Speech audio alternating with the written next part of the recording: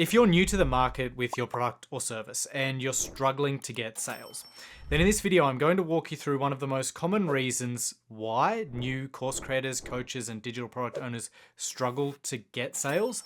And we'll talk about a better way to approach things as well. Because when you're just getting started, there are some really important things you do need to be aware of, and you need to approach it differently to when you're at a later stage and you're generating sales and you've got a bit of success. Here's the first thing you need to understand. When somebody is looking to purchase from you, whether it's an online course or a digital information product or coaching or something else, the first thing they're looking for is, are you the right person to get them from where they are now to where they need to be? Meaning, are you the expert who can actually teach them what they need to know or who can provide the transformation that they're looking for? The next thing they need to feel is trust. They need to feel like and know that they can trust you and you're not going to take their money and rip them off and not deliver on what you're promising. And the next thing they're looking for is, if they do have any problems, that it's going to be easy to rectify, meaning there's some sort of refund policy or guarantee in place so that if things don't go the way they're expecting, then at least they've got a safety net. They can get their money back or whatever that is. Now, there are a few things you could and should do to achieve this. Now, this is what I'll refer to as de-risking the purchase for the customer. So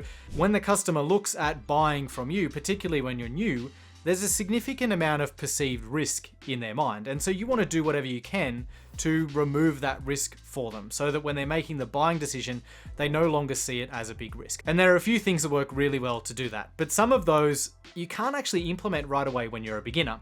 So we'll go through what these things are, and then I'll talk about my preferred approach for launching any kind of new product or service offering in the information product, online course, and coaching space. So the first one, and perhaps the best way to do this, is having a content platform where you basically give away free content and free information to your audience on a regular basis. So there are lots of different ways you can do this. For me, it's YouTube. I come here every week and I create a new YouTube video purely with the goal of helping you, my audience. So I just want to give value every single week. Another really common one is a podcast. So you see people like Amy Porterfield, for example, who has a really large, popular podcast. She is there regularly every week, giving free value and building a huge audience. Another example is a blog. So Ramit Sethi is a good example of this.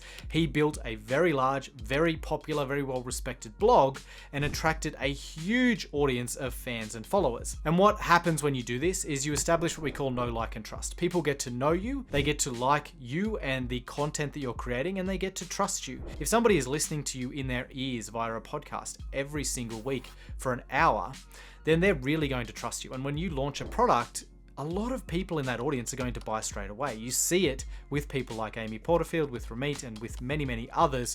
They build this audience, and no matter what it is they launch, a lot of people are going to buy it without too much of a push or without needing to do a lot of this de-risking that I just talked about, because people already trust them so much. And they know and they feel comfortable that whatever they are launching is going to be good. And now the downside that you're probably already thinking about is that this takes a long time to establish. So if you're new and you're just getting started and you want to start selling your product or service right away, you probably don't want to wait years in order to get your first sale while you build up this content platform. And we'll talk about how to approach this a little differently soon. But what's important to note here is, as they say, the best time to start doing this was 5 years ago. The second best time is today. So what I would say is, if you aren't already creating content on a regular basis on some platform, whether it's a podcast, whether it's a blog, whether it's YouTube, or even social media, you should start doing that as soon as possible, because you are never going to regret doing that down the line. You should start now, do it regularly, and in 2, 3, 4, 5 years, you're going to look back and it's going to be one of the best decisions you've made for your online business. All right, so the next thing you can do is publish reviews and testimonials. So this is a pretty obvious one, but when you've got any kind of online course or info product or coaching program, the more reviews and testimonials you have, the more it de-risks the purchase in the mind of your potential buyer.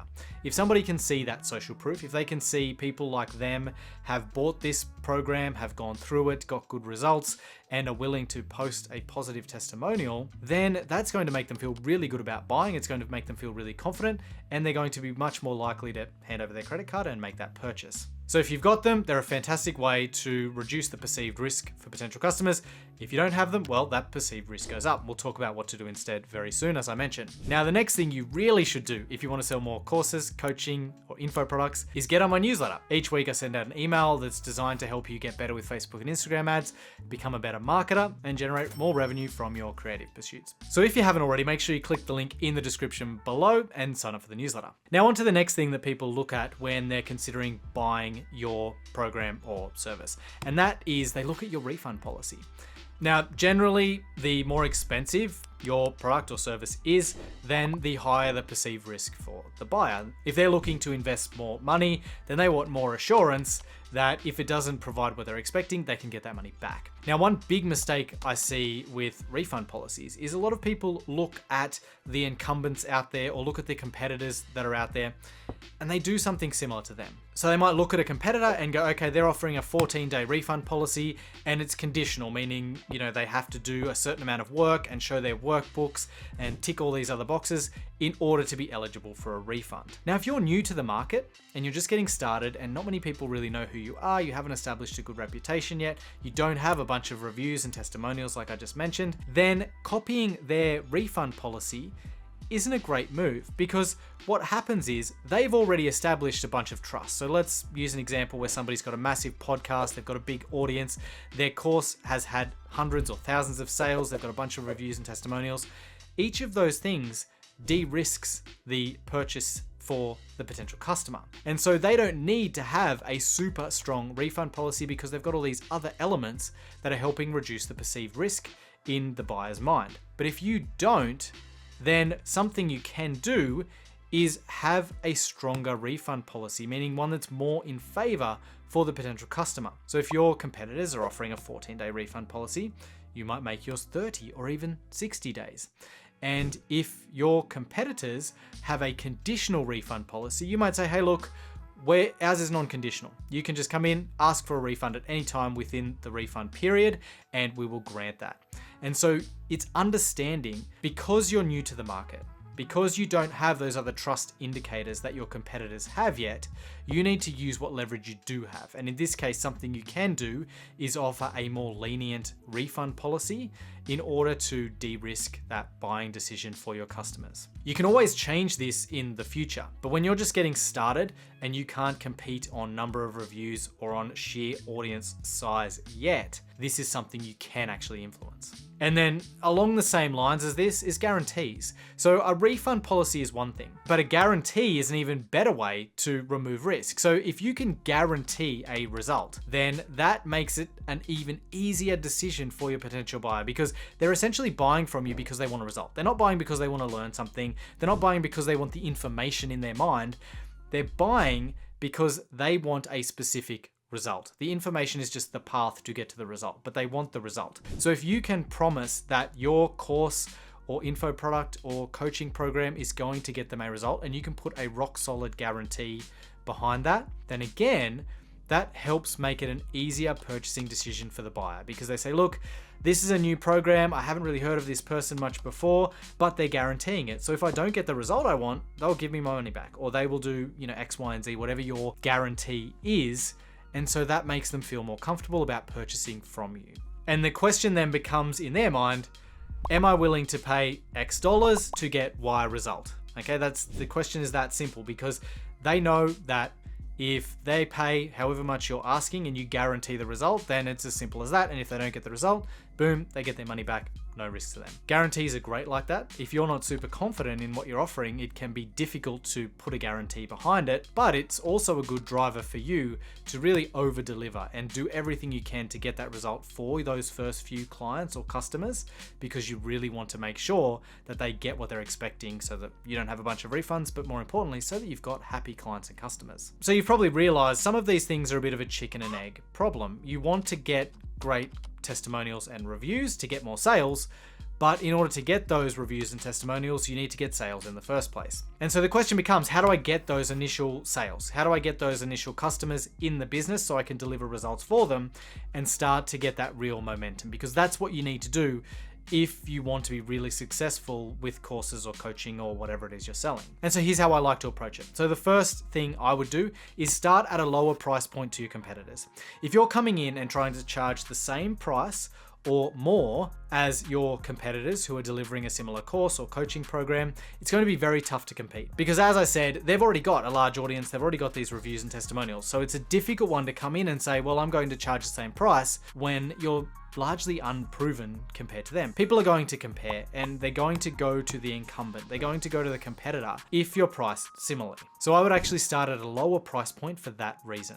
You're not going to stay there, but starting there does help you differentiate from your more expensive competitors. The second thing, offer a low risk refund policy. Make it a no-brainer so the buyer doesn't have to jump through hoops to get their money back if, for whatever reason, they feel you don't deliver.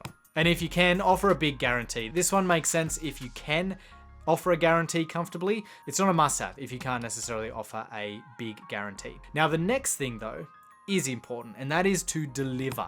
Deliver in a massive way. Now, I prefer to deliver live first if I'm delivering an online course. So if you can do live delivery, meaning deliver it over 6 weeks, 8 weeks, whatever it takes to deliver, I recommend doing that. And the reason for that is you get one-to-one, face-to-face time with your customers every single week. So you get to teach live every single week. You get to answer their questions and interact with them and build a relationship, okay? So whether you are live though, or whether you are doing it just pre-recorded, doesn't really matter as long as you deliver in a massive way. So you really want to get as many of your first customers and future customers as well, obviously, you really want to get them big results and over deliver on what you've promised.